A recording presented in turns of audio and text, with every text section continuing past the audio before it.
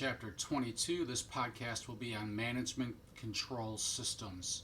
In this chapter, we will look at a management control system and its key properties, and we'll also look at the benefits and costs of decentralization.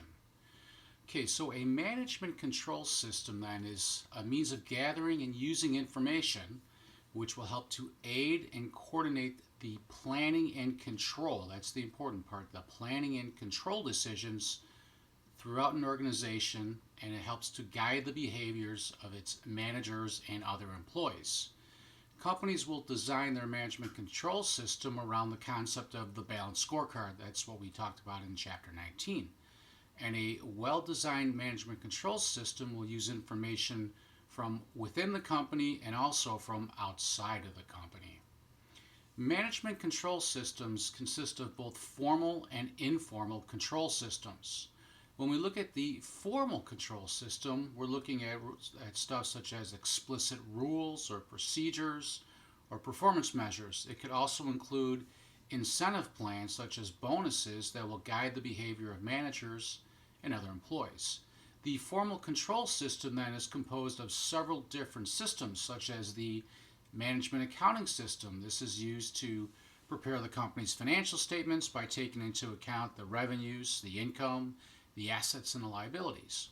The human resource system, which provides information about the recruiting and training of employees, their level of absenteeism and accidents. And the quality system, which provides information about yields, defective products, and late deliveries to customers. The management control system can consist of many other types of systems as well. When we look at the informal management control system, this will include shared values, loyalties, and mutual commitments among the employees of the organization. It will also embed the company's culture, and will also include any unwritten norms about what acceptable behavior of managers and employees should be. One example of a company slogan that would reinforce these informal values would be the slogan, "Loyalty is at Ford, quality is job one." So it should actually say, "At Ford, quality is job one." That is the slogan. Okay, effective management control. In order for management control systems to be effective, they need to be closely aligned to what the organization's strategies and goals are. So management control systems should be designed to support the organizational responsibilities of the individual managers. And management control systems should also be aligned with the organization structure. An organization that has a decentralized structure will have different issues to consider with its management control system versus a firm that has a centralized structure. Effective management control systems should also work to motivate managers and other employees. When we look at motivation, this can be defined as the desire to attain a selected goal, otherwise known as goal congruence, combined with the resulting pursuit of that goal. There are two different aspects of motivation.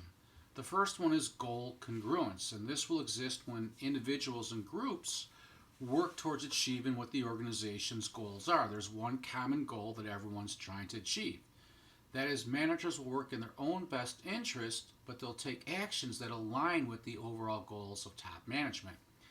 Effort, then, is the extent to which managers will strive or endeavor in order to achieve that goal. So this will include not only physical, but it will also include mental exertion as well.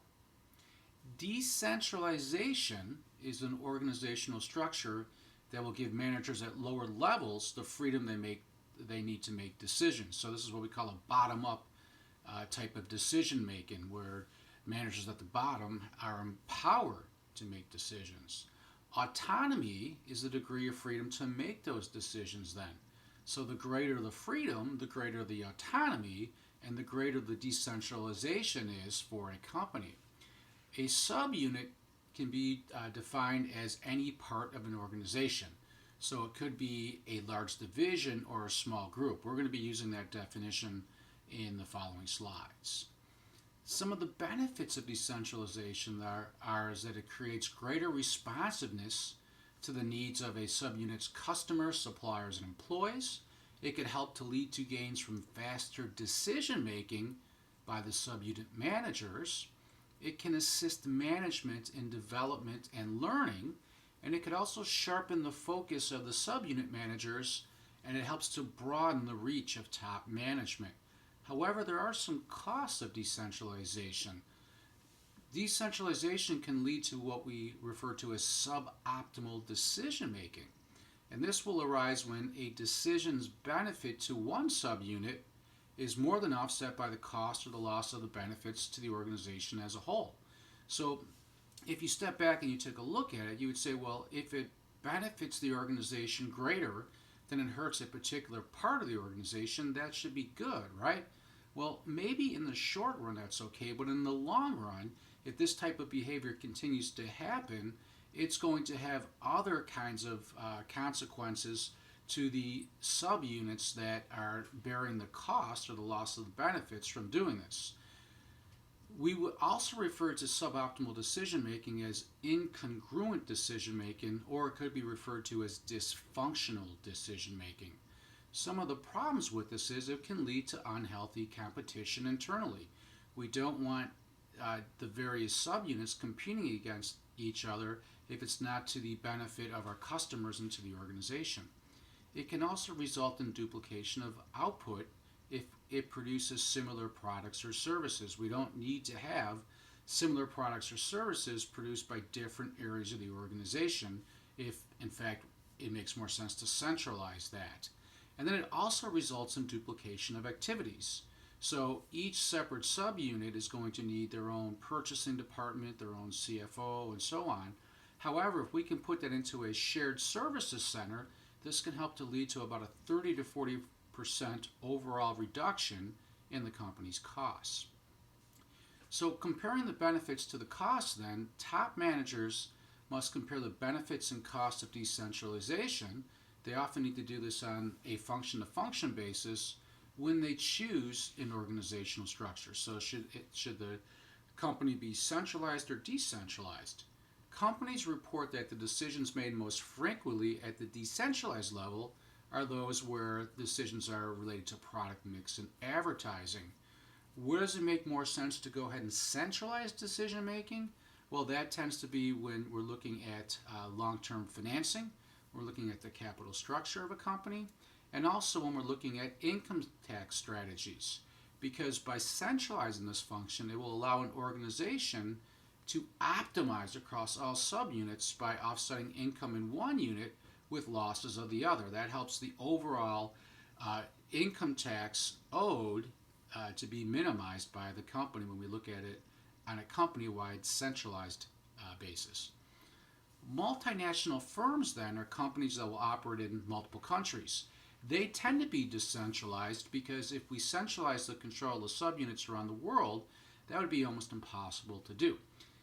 Multinational firms also thrive in decentralization because it allows them to make decisions that exploit their knowledge of local business and political conditions, and it enables them to deal with uncertainties in their own environment. So being in the environment allows you to go ahead and react and make decisions faster than if those decisions were being made from afar, from, let's say, perhaps overseas. The biggest drawback to international decentralization, though, at least in terms of the head office view, is that it leads to a loss or lack of control, and also some of the resulting risks that take place aren't made at the home office. They're made actually in the market overseas where the decision makers are. Multinational corporations that implement decentralized decision making will usually design their management control systems so that they can measure and monitor the performance of their overseas divisions. And then lastly, when we talk about responsibility centers, in order to measure the performance of the subunits, whether it's centralized or decentralized, we have to go ahead and look at the responsibility centers. So a particular subunit could be set up as a cost center, where they're only responsible for costs. They could be set up as a revenue center, where they're responsible only for revenues.